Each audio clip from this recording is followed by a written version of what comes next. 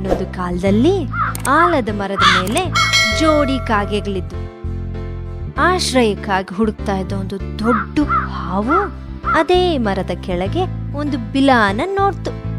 ತಮ್ಮ ನೆರೆಯವನಾಗಿ ಈ ಹಾವು ಬಂದು ಸೇರಿಕೊಂಡಿದ್ದಕ್ಕೆ ಕಾಗೆಗಳಿಗೆ ತುಂಬಾ ಆತಂಕ ಆಯಿತು. ಈ ವಿಷಯನ ಕಾಗೆಗಳು ಸ್ನೇಹಿತರ ಜೊತೆ ಚರ್ಚಿಸಿದ್ವು. ಎಲ್ಲರ ಮಕ್ಕಳನ್ನು ಈ ದುಷ್ಟ ಹಾವು ತಿನ್ನಬಹುದು, ಆದ್ರಿಂದ ಹುಷಾರಾಗಿರ್ಬೇಕು ಅಂತ ಅವು ಎಚ್ಚರಿಸಿದ್ವು.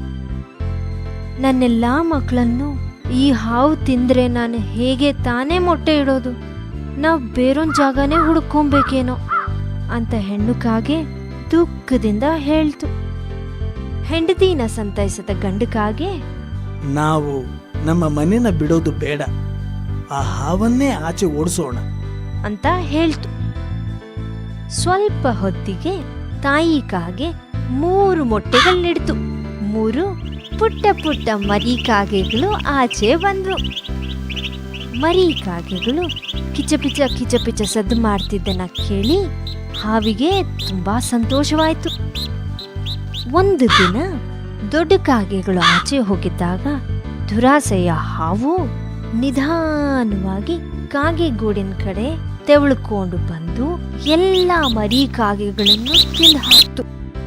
ದೊಡ್ಡ ಕಾಗೆಗಳು ವಾಪಸ್ ಬಂದಾಗ ಗೂಡು ಖಾಲಿಯಾಗಿರೋದನ್ನ ನೋಡಿ ಅವಕ್ಕೆ ಆಘಾತ ಆಯ್ತು. ತಾಯಿ ಕಾಗೆ ಜೋರಾಗಿ ಅಳಾಕ್ ಪ್ರಾರಂಭಿಸ್ತು. ನೀನು ನಿರಾಶೆಗೊಳ್ಳಬೇಡ ಪ್ರಿಯೆ, ಆ ಹಾವಿಗೆ ನಾನು ಪಾಠ ಕಲಿಸ್ತೇನೆ. ಕೆಲ ತಿಂಗಳ ನಂತರ ತಾಯಿ ಕಾಗೆ ಮತ್ತೆ ಮೊಟ್ಟೆಗಳನ್ನಿಡ್ತು. ಮರಿ ಕಾಗೆಗಳನ್ನ ರಕ್ಷಿಸೋ ಸಲುವಾಗಿ ತಂದೆ ಕಾಗೆ ಮುದಿ ನರಿಯೊಂದರ ಸಲಹೆ ಕೇಳಿತು. ತಂದೆ ಕಾಗೆಯಿಂದ ಕಥೆಯನ್ನೆಲ್ಲ ಕೇಳಿದ ನರಿ ಉಪಾಯವೊಂದನ್ನ ಸೂಚಿಸ್ತು. ನದಿಯ ದಂಡೆಯ ಬಳಿ ಹಾರಿ ಹೋಗು, ಅಲ್ಲೊಬ್ಬಳು ರಾಣಿ ಸ್ನಾನ ಮಾಡ್ತಿರ್ತಾಳೆ.